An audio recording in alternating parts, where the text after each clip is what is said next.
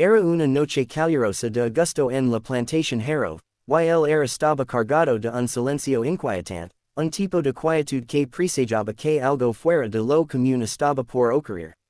Garrett Thorne, conocido por su crueldad y su autoridad indiscutible sobre la plantación, caminaba entre los kennels con una mezcla de desdén y curiosidad.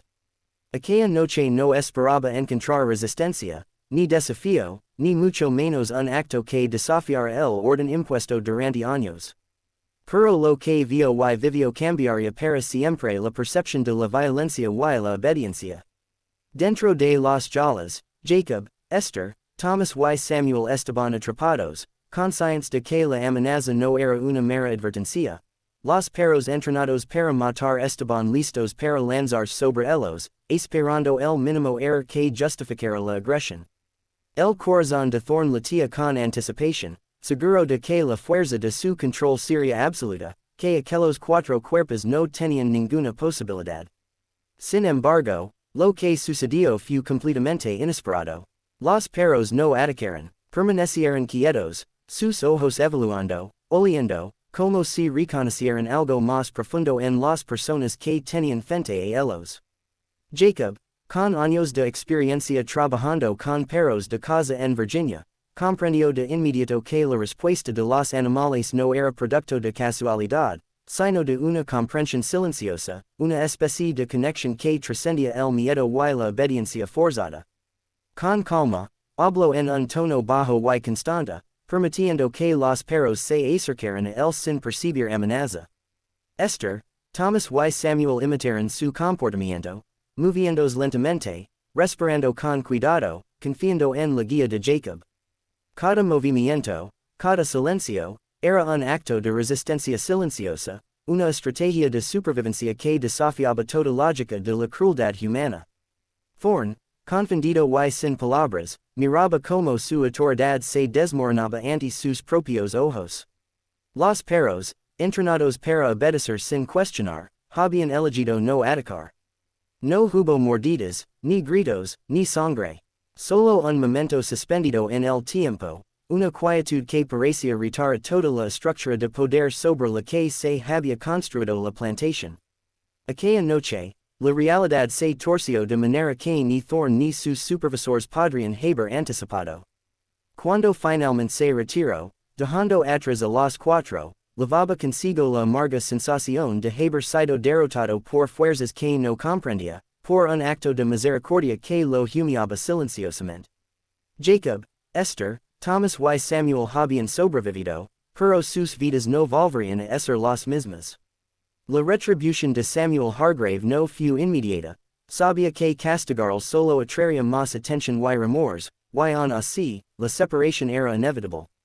Thomas y Samuel fueron vendidos a un comerciante que los llevaría hacia Alabama y Mississippi, arrancándolos del único hogar que habían conocido. Esther, relegada a servicio doméstico bajo la vigilancia constante de Margaret, una supervisora despiadada, se encontró aislada, obligada a anticipar las necesidades de la familia Hargrave y soportar insultos y humillaciones sin oportunidad de respuesta. Su salud comenzó a deteriorarse rápidamente, la presión constante, la sobrecarga laboral y la falta de descanso la llevaron a una tos persistente, fiebre y finalmente a la muerte en enero de 1851. Su tumba, marcada únicamente por una cruz de madera sin nombre ni fecha, reflejaba el olvido que la sociedad reservaba para aquellos que habían sufrido sin poder reclamar dignidad. Jacob, por su parte, permaneció en la plantación hasta el fin de la guerra civil. La violencia del conflicto, las tropas de la Unión, la quema de la casa principal durante la marcha de Sherman y la caída del sistema esclavista marcaron un antes y un después en su existencia.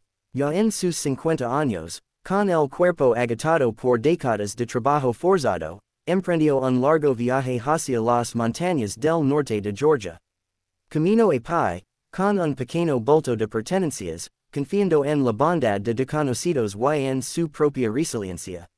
Ali encontró una comunidad de hombres y mujeres liberados que empezaban a reconstruir sus vidas, y Jacob, con su experiencia en carpintería, contribuyo a la construcción de hogares y muebles, estableciendo una vida simple pero autónoma. Nunca olvido aquella noche en los kennels, ni la lección que los perros le habían enseñado, que la obediencia no era absoluta, que incluso los instrumentos de crueldad podían elegir la compasión, y que la resistencia podía manifestarse de formas silenciosas pero poderosas. Taló una pequeña figura de madera representando al perro que primero se le acercó, colocándola en un estante como recordatorio permanente de la misericordia inesperada que salvó vidas y que, a su manera, desafió todo un sistema.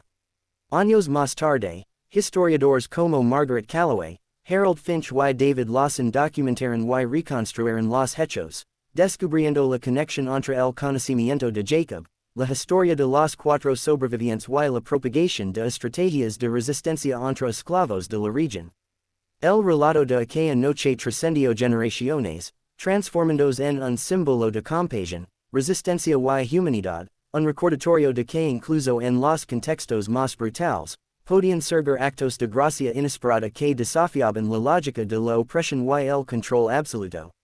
La historia de los kennels de la plantación Harrove no solo hablaba de supervivencia, sino de la capacidad de elegir la misericordia sobre la violencia, de cómo la valentía silenciosa y la confianza podían superar la brutalidad más absoluta, dejando un legado que resonaría mucho más allá de las paredes de la plantación y de la vida de aquellos cuatro sobrevivientes.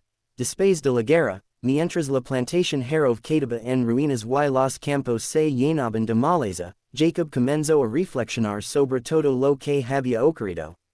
Recordaba a Thomas y Samuel, cuyos destinos se habían perdido en la vastedad del sistema esclavista, nunca supo con certeza si habían sobrevivido a los viajes forzados hacia Alabama y Mississippi. Cada noche, mientras el viento susurraba entre los árboles y el agua del arroyo cercano le traía recuerdos de su juventud, Jacob pensaba en Esther, en la bondad que había mostrado hacia sus compañeros y la forma en que había intentado protegerlos hasta sus últimos días. Su vida había sido corta y marcada por el sufrimiento, pero su espíritu y su compasión habían dejado una huella imborrable en quienes la conocieron. Jacob se dio cuenta de que el verdadero poder no residía en la autoridad de los amos ni en la brutalidad de los perros, sino en la capacidad de resistir, de mantener la dignidad y la humanidad en medio del miedo y la opresión. Esa lección se convirtió en su filosofía silenciosa y en el mensaje que compartía con aquellos que estaban dispuestos a escuchar. Nunca buscaba ser líder ni predicador, simplemente ofrecía su experiencia y su conocimiento, demostrando que la resistencia podía ser pacífica, que la compasión podía ser un acto de poder más fuerte que la violencia. Con el paso de los años, Jacob se volvió conocido en la comunidad por su habilidad con los animales. Podía calmar caballos asustados, entrenar perros sin recurrir al castigo y hasta acercar pájaros salvajes con su paciencia y calma. Su reputación se extendió entre los vecinos, y muchos lo buscaban no solo por sus habilidades, sino por su consejo y su sabiduría silenciosa.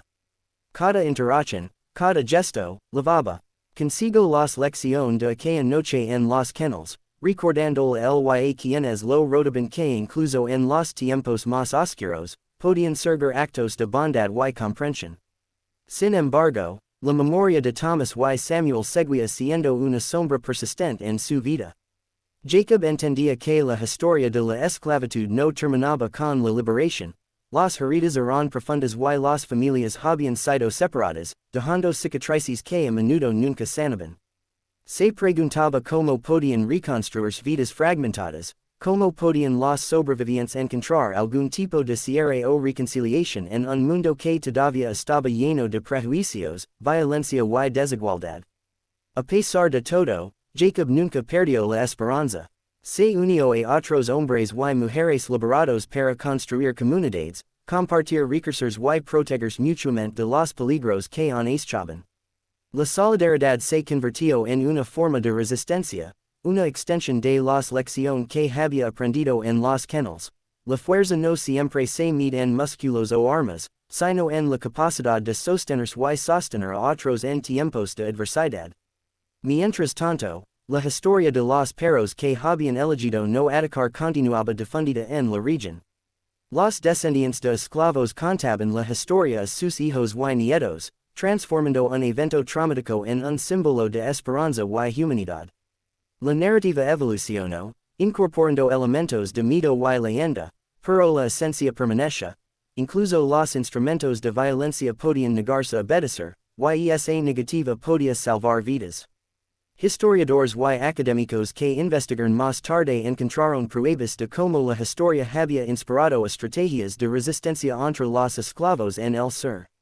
Algunos imitaban las técnicas de Jacob, permanecer calmados ante la amenaza, hablar con suavidad y no responder con miedo o agresión, logrando así que los perros o vigilantes redujeran la violencia. Fue un conocimiento transmitido en susurros, un código silencioso de supervivencia que mostró que incluso en los sistemas más opresivos, los individuos podían encontrar formas de desafiar la brutalidad y preservar su humanidad. La plantación Jaro, aunque destruida físicamente, continuaba existiendo en la memoria colectiva. Las ruinas, las tumbas olvidadas, y la tierra cubierta de males eran recordatorios silenciosos del sufrimiento, pero también de los actos de valor y compasión que habían ocurrido allí. Para Jacob, cada día era una oportunidad de honrar esas memorias, de asegurarse de que los sacrificios y la valentía de aquellos como Esther, Thomas y Samuel no se perdieran en el olvido. A medida que los años pasaban, Jacob envejecía, su cuerpo mostrando las marcas de décadas de trabajo forzado y privación. Sin embargo, su mente seguía aguda, y su corazón seguía abierto a los pequeños actos de bondad y a las conexiones inesperadas con otras personas y animales. Sabía que no podía cambiar el pasado, pero podía influir en el presente y el futuro, transmitiendo sus lecciones a quienes lo escuchaban y asegurándose de que la historia de los kennels permaneciera viva. Los recuerdos de la noche en los kennels se volvieron casi sagrados para él. Un recordatorio de que incluso en la peor de las circunstancias, el respeto, la paciencia y la comprensión podían prevalecer. Esa memoria lo acompañó hasta sus últimos días, cuando sus decisiones y su manera de relacionarse con el mundo. La lección que había aprendido esa noche se convirtió en su credo. La verdadera fuerza reside en elegir la misericordia sobre la violencia, en reconocer la humanidad de los demás incluso cuando los sistemas intentan borrarla. Esta filosofía silenciosa impactó no solo a los que lo conocieron personalmente, sino que también se filtró en la memoria colectiva de la comunidad negra en Georgia y más allá. Historias de resistencia, compasión y tácticas de supervivencia comenzaron a circular, inspirando a otros a encontrar formas de protegerse y mantenerse íntegros en un mundo hostil. Jacob entendió que la historia no se trataba solo de la violencia sufrida, sino de los momentos de gracia inesperada, de las decisiones conscientes de no perpetuar el ciclo de crueldad. Cada vida salvada, cada acto de bondad, incluso el más pequeño, tenía un peso incalculable, y esa era la verdadera medida de resistencia y humanidad. Años después, los historiadores que investigaron la historia de Jaro comprendieron que los kennels no eran solo un lugar de violencia, sino un escenario donde se demostró la capacidad de los individuos de ejercer poder moral, incluso frente a circunstancias desesperadas. La historia continuó inspirando estudios y relatos, y la memoria de Jacob, Esther, Thomas y Samuel perduró como un testimonio de resiliencia y esperanza en medio de la oscuridad más absoluta. Con el paso del tiempo, Jacob se convirtió en un hombre reconocido en la pequeña comunidad de montañeses libres en el norte de Georgia. Su vida tranquila y discreta contrastaba con los recuerdos turbulentos de su pasado, pero aquellos recuerdos nunca lo abandonaron. Cada vez que veía un perro, un caballo o incluso un avenue en libertad, se sentía transportado a aquella noche en los kennels, recordando como la paciencia, la calma y la comprensión habían salvado vidas. Los vecinos, aunque a veces desconfiados de los festeros, comenzaron a acudir a él en busca de consejo, no solo para el manejo de animales, sino también para resolver disputas o problemas de convivencia. Jacob no buscaba liderazgo ni reconocimiento, simplemente actuaba desde la experiencia y la sabiduría adquirida a lo largo de décadas de sufrimiento, resistencia y observación. Sus relatos sobre la vida en la plantación y, en particular, sobre aquella noche en los kennels, se convirtieron en lección vivas de ética, empatía y resistencia. Enseñaba que la verdadera fortaleza no siempre se mostraba en la fuerza física o la agresión, sino en la capacidad de resistir la injusticia sin perder la humanidad. La memoria de Thomas y Samuel seguía siendo un dolor constante para él. Nunca supo que había sido de ellos después de ser vendidos, ni si alguna vez encontraron libertad. Cada día, Jacob se preguntaba si habían sobrevivido, si habían mantenido la esperanza y si, de alguna manera, los actos de Esther y su propia paciencia habían influido en su capacidad de resistir. Esa incertidumbre lo acompañó siempre, mezclándose con la gratitud silenciosa por haber sobrevivido él mismo y por haber aprendido la lección más valiosa de su vida, que incluso los instrumentos del poder pueden elegir no perpetuar la violencia. La historia de los perros que se negaron a atacar se convirtió en una leyenda local, contada en susurros por aquellos que deciden mantener viva la memoria de la resistencia y la compasión en tiempos de opresión. La narrativa se transmitía de generación en generación, y aunque con el tiempo algunos detalles se perdieron o se adornaron con elementos míticos, la esencia permanecía intacta, incluso en medio del terror, la violencia no era inevitable, la misericordia podía surgir de los lugares más inesperados. Durante los años posteriores a la guerra, Jacob continuó construyendo su vida en la montaña, dedicándose a la carpintería y a cuidar su pequeña parcela de tierra. Aprendió a confiar en su propia fortaleza y en la bondad de quienes lo rodeaban. La comunidad de montañeses libres se convirtió en un refugio seguro para él, un espacio donde podía existir sin el constante miedo que había definido gran parte de su vida anterior. Sin embargo, nunca dejó de reflexionar sobre los mecanismos del poder y la opresión. Cada conversación, cada enseñanza a los jóvenes de la comunidad, llevaba implícita la lección de aquella noche en los kennels. La obediencia no era absoluta, y la crueldad podía ser desafiada incluso de formas silenciosas y sutiles. Jacob comprendió que la historia no era solo una sucesión de hechos, sino un conjunto de decisiones, actos de resistencia y gestos de compasión que podían cambiar la vida de otros y, a veces, incluso la de uno mismo.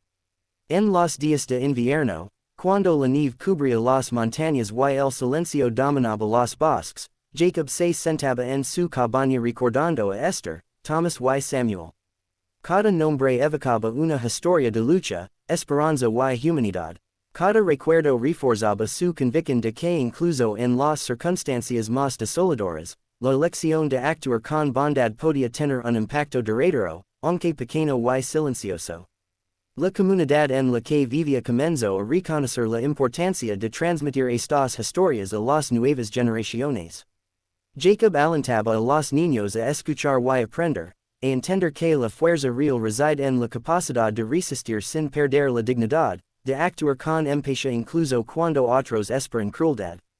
Con el tiempo, la leyenda de los kennels y los perros que eligieron no atacar se convirtió en un símbolo de identidad y resiliencia para los descendientes de aquellos que habían sido esclavizados. Era un recordatorio de que, aunque los sistemas de opresión podían intentar destruir vidas, la humanidad y la compasión podían prevalecer en actos silenciosos y significativos. La historia también comenzó a atraer la atención de historiadores y académicos que buscaban comprender los motivos de la resistencia en la era de la esclavitud. Algunos cuestionaban ciertos detalles, otros intentaban contextualizar los hechos dentro de la brutalidad generalizada de la plantación, pero todos coincidían en que el núcleo de la historia, la capacidad de los individuos y los animales para elegir la misericordia sobre la violencia, era innegable. Jacob envejeció, sus manos endurecidas por el trabajo, su cuerpo marcado por el tiempo y la fatiga, pero su espíritu permaneció inquebrantable. Cada visita de vecinos, cada historia compartida alrededor de la fogata, cada lección sobre paciencia y resistencia reforzaba su convicción de que la verdadera libertad no era solo la ausencia de cadenas, sino la preservación de la propia humanidad frente a la adversidad. La memoria de los perros que no atacaron se convirtió en un símbolo recurrente en sus enseñanzas. Recordaba como la obediencia ciega y la crueldad habían sido condicionadas en ellos, y como, al elegir no perpetuar el ciclo de violencia, demostraron una forma de libertad inesperada. Jacob veía en ese acto de los perros un reflejo de lo que los humanos podían lograr, incluso cuando todo parecía perdido, la elección de actuar con bondad podía cambiar destinos y generar esperanza. A medida que se acercaba el final de su vida, Jacob sabía que su legado no sería medido por posesiones ni riquezas, sino por las historias que había compartido y por la semilla de resistencia y compasión que había plantado en la comunidad. Su vida fue un testimonio de la capacidad humana de sobrevivir, adaptarse y encontrar luz incluso en los lugares más oscuros. Cuando finalmente Jacob murió, en 1872, su comunidad lo recordó como un hombre que, a pesar de décadas de sufrimiento y opresión, nunca perdió su capacidad de empatía y enseñanza. Su cabaña permaneció como un símbolo silencioso de resistencia y humanidad, y el recuerdo de aquella noche en los canals continuó vivo, transmitido de generación en generación. La historia de Jacob y los demás sobrevivientes se convirtió en un relato esencial. Sobre los límites del poder, la fuerza de la misericordia y la posibilidad de conexión incluso en los contextos más brutales. Las generaciones posteriores aprendieron que la verdadera valentía podía manifestarse de maneras inesperadas, y que los actos de compasión podían desafiar y subvertir sistemas de opresión que parecían inquebrantables. Así, la memoria de aquella noche de agosto de 1847, de los perros que eligieron la misericordia y de los humanos que resistieron con dignidad, se transformó en un legado de esperanza, resiliencia y humanidad, que sigue inspirando hasta el día de hoy. Con el paso de los años, la historia de los kennels del Harrow Plantation se fue entrelazando con la memoria colectiva de la región. Los descendientes de quienes habían sido testigos o sobrevivientes compartían relatos con sus hijos y nietos, transmitiendo no solo los hechos, sino también las lecciones implícitas sobre resistencia, compasión y humanidad. La narración no se limitaba a la brutalidad de la esclavitud, sino que resaltaba la capacidad de elegir la bondad incluso frente al miedo extremo y la opresión sistemática. Cada relato añadía matices, detalles personales y emociones, hasta que la historia se convirtió en un símbolo, la fuerza silenciosa de la empatía frente a la violencia impuesta. Las nuevas generaciones escuchaban con atención, aprendiendo que la verdadera resistencia no siempre era visible, que a veces consistía en mantener la calma, la dignidad y la capacidad de actuar con justicia, incluso cuando el mundo parecía exigir crueldad. La figura de Jacob se elevó en estas narraciones como un ejemplo de liderazgo moral y resiliencia.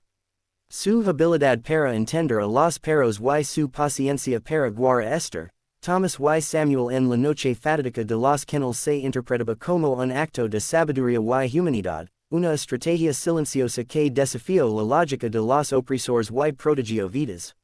Las generaciones posteriores también comenzaron a reflexionar sobre la dimensión más amplia de la historia. Los perros que eligieron no atacar se convirtieron en un recordatorio de que incluso aquellos condicionados para obedecer ciegamente podían actuar de manera ética. Este hecho se utilizaba como metáfora para las decisiones humanas, que siempre existió la posibilidad de actuar con compasión, aunque las circunstancias parecieran dictar lo contrario. Durante el siglo XX, historiadores, investigadores y periodistas encontraron fragmentos de la historia en archivos, cartas, testimonios orales y diarios, reconstruyendo la narrativa con más detalle. Algunos estudiosos cuestionaban la exactitud de ciertos eventos, dudando si los perros realmente habían mostrado misericordia deliberada o si simplemente estaban exhaustos. Sin embargo, lo que no se discutía era el impacto moral y psicológico de la historia. Inspira a la comunidad afroamericana a valorar la resiliencia, la solidaridad y la esperanza frente a sistemas diseñados para destruir la humanidad de las personas. La leyenda trascendió su contexto original y comenzó a influir en la forma en que se enseñaba sobre la esclavitud en el norte de Georgia. Se convirtió en un ejemplo de cómo los actos individuales podían desafiar las estructuras de poder y dejar un legado duradero. Las escuelas, las iglesias y los centros comunitarios usaban la historia como herramienta educativa, destacando la importancia de la empatía, la observación y la resistencia pacífica.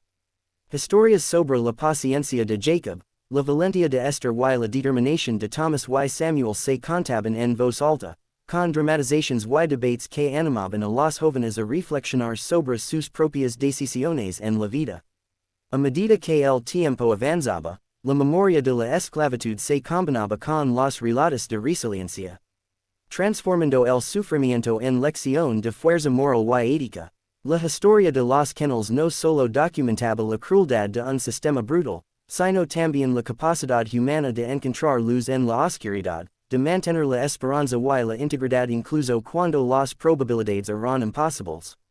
El sitio de la antigua plantación, aunque ahora cubierto por bosques y campos abandonados, seguía siendo un lugar de memoria simbólica. Investigadores, turistas y descendientes de esclavizados visitaban el lugar, tratando de imaginar la escena, los perros, los gritos, el miedo, y la calma silenciosa que salvó vidas. Algunos dejaban pequeñas piedras o flores en el suelo donde alguna vez se encontraban los kennels, como señal de respeto y recordatorio de la historia que sobrevivió al tiempo. En paralelo, la historia inspira nuevas investigaciones sobre la resistencia silenciosa durante la esclavitud, mostrando que no todos los actos heroicos requieren armas o confrontación directa.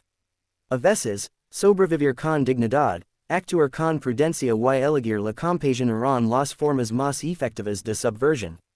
Esta perspectiva ofreció un marco nuevo para entender la resiliencia humana y la lucha contra la opresión, conectando a Jacob y sus compañeros con millones de historias similares que nunca fueron registradas oficialmente. Hoy, la historia sigue viva en Historias Reales de Terror, donde recordamos que la verdadera fuerza no siempre se mide en la violencia, sino en la capacidad de mantener la humanidad frente a la brutalidad. La historia de aquella noche de agosto de 1847 nos recuerda que incluso en los contextos más oscuros existen momentos de luz inesperada, y que la misericordia, la compasión y la resistencia silenciosa pueden cambiar destinos. La lección final es clara. La opresión tiene límites, y la humanidad puede surgir en los lugares más improbables, incluso de los seres que parecían destinados a servir solo como instrumentos de violencia. Al recordar a Jacob, Esther, Thomas y Samuel, reconocimos la importancia de honrar su coraje y su sabiduría, y de mantener viva la memoria de quienes resistieron de manera ética y humana, incluso cuando todos esperaban lo contrario. Historias como esta nos enseñan a cuestionar la obediencia ciega, a valorar la empatía sobre la crueldad y a comprender que cada decisión ética, aunque pequeña, tiene un impacto que puede resonar mucho más allá de lo que imaginamos. Así, mientras las generaciones escuchan, aprenden y transmiten la historia de los kennels, continúan construyendo un legado de resistencia, esperanza y humanidad. Y tú, espectador, ahora que conoces esta historia de valentía silenciosa y compasión inesperada, que harías en un momento en que la crueldad parece inevitable. Reflexiona sobre ello, comparte esta historia, suscríbete a Historias Reales de Terror, activa la campanita para no perderte nuestros relatos, y recuerda, incluso en la oscuridad, la luz puede surgir de los lugares más inesperados. Porque la verdadera fuerza no está en dominar, sino en elegir la humanidad cuando todos esperan lo contrario.